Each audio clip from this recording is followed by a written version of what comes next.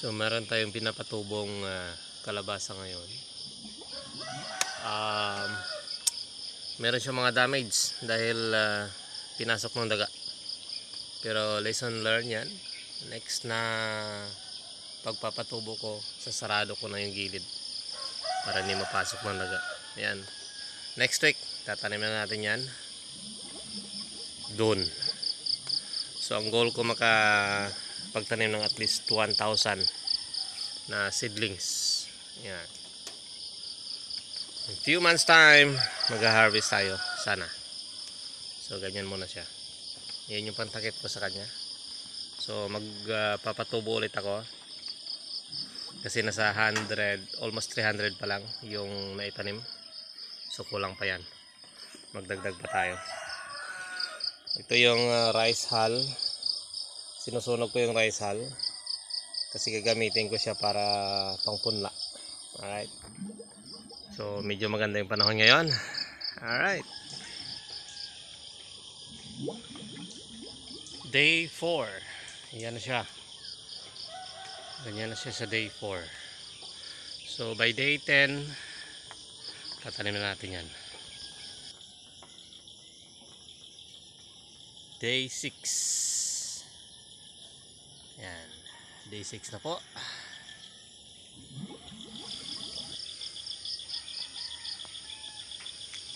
Magandang araw mga idol. Ayan. So idol ko na kayo ngayon. Alright. So ika-13 or the 13th day sa ating tanim ng kalabasa. Alright. So ngayong araw, ililipat na natin sila sa lupa. Tatanimin natin sa lupa. So 13th day, 10 to 14 day, dapat mailipat mo na siya sa lupa. Alright. So kape muna tayo. Aga pa. See you.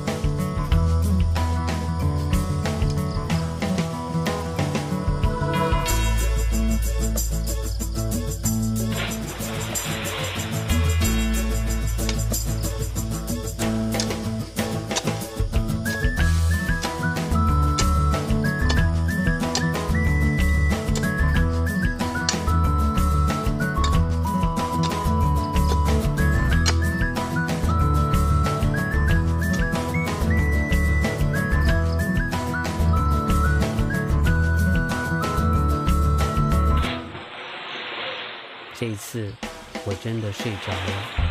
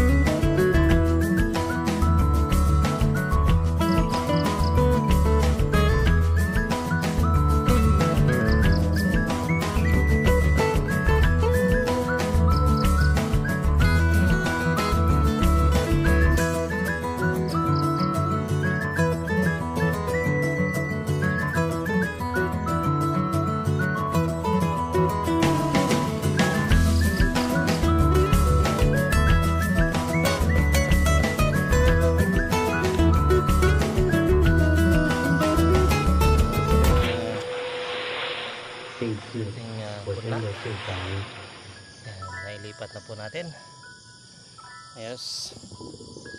Meron tayong 85 na punla. So target ko na mapuno. Siguro mga 1,000. So meron tayong advance sa tanim dyan. Sa 20 yun. Dahil maraming failure. Ito may failure din pag tanim. Pag puna natin may failure. So sayang. Meron tayong mga susunod pa mga punla. So nag-alternate ako every week. Dahil ito ay inoobserbahan ko kung paano yung tamang pagtanim. So yung next natin na punla, medyo 90% na siya na buhay. Ito 80% lang. Alright. So yan. So tatanim natin ito. 85. Let's go.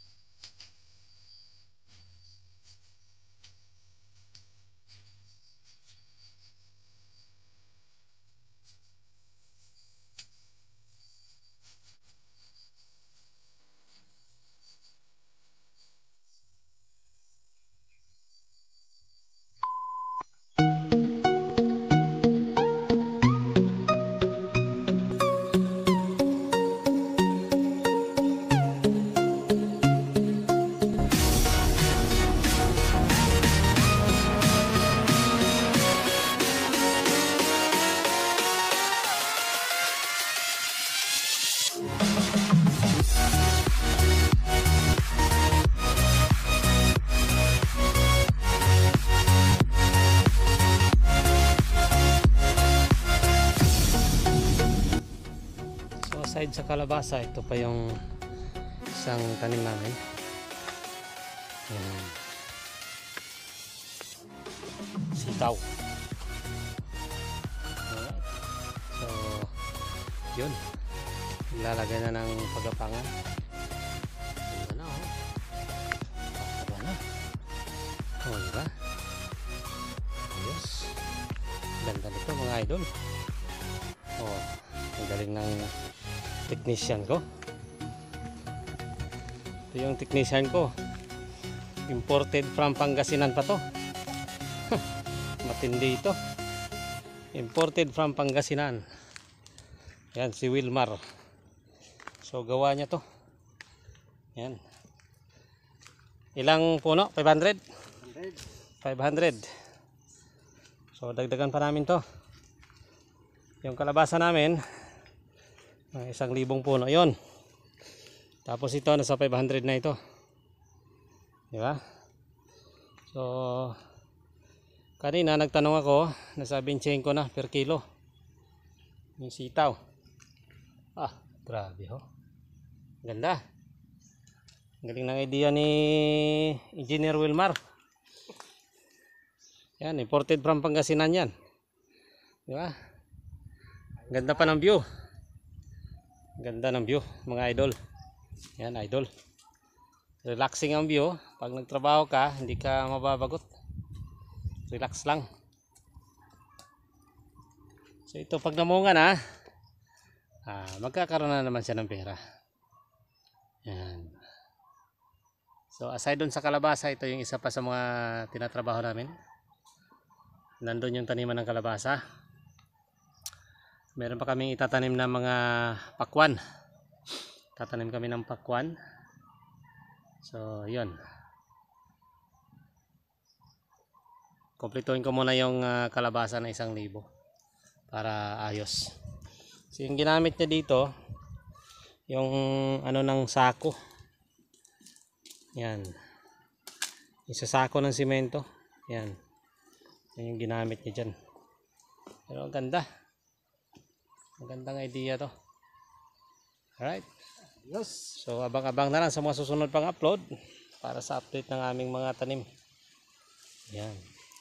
So, kaway ka naman doon sa Pangasinan. Tagal pa, Basin. Saan nga sa Pangasinan? Nicolas. San Nicolas. Ayan. Panggalatok. Hindi, pero taga dito talaga siya sa amin. Nadayo lang siya ng Pangasinan. Ayan.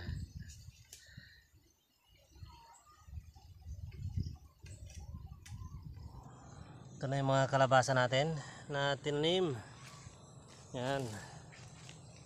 Ito na. Yan o. Ganda. Ganda ng tubo mga idol. So yan nga, sinasabi ko, ang goal ko is makatanim ako ng at least mga 1,000 puno ng kalabasa. So hanggang doon yan sa may baba. Right. So meron pa tayong papaya dito. Ang cute. Malaki yata yan. Ito yung mga tanim natin kalabasa dito kanina. Tanim natin kaninang umaga. So ito na siya. Buhay na buhay. Ganda. Ganda mga idol. Ayan. Oh, di ba? Ayos. So, looking forward sa investment na to. So, meron tayong mga sili at yung sitaw doon. Yan yung area na malinis. Taniman namin ng sitaw lahat yan. Alright. Itong area naman na to, kalabasa. Hanggang doon sa may baba. Doon sa may kabila pa doon may area, taniman namin ng pakwan. So November, magtanim tayo ng pakwan. Harvest na yan ng February. Tama, February, March, meron na tayong pakwan. Season. O, diba? Ayos. Yan, ayan o. Mga tanim natin kalabasa. Ayos na. Buhay na. Okay. Yan. Right, shoutout sa lahat ng mga loyal viewers natin sa ating mga tagapanood. So ito pa rin ang ating view at yan pa rin ang ating kubo. Diyan tayo nakatira. Simpleng buhay lang at simpleng pangarap para sa kinabukasan, di ba? Yan. Ganda. So looking forward sa investment nito. So konti-konti lang. Tapos dalawa lang kasi kami. Si Will Marion, yung technician ko. Magaling siya sa mga ganito, mga tanim-tanim. Okay? So yung ano dito sayang. Hirap. Shoutout sa lahat. God bless.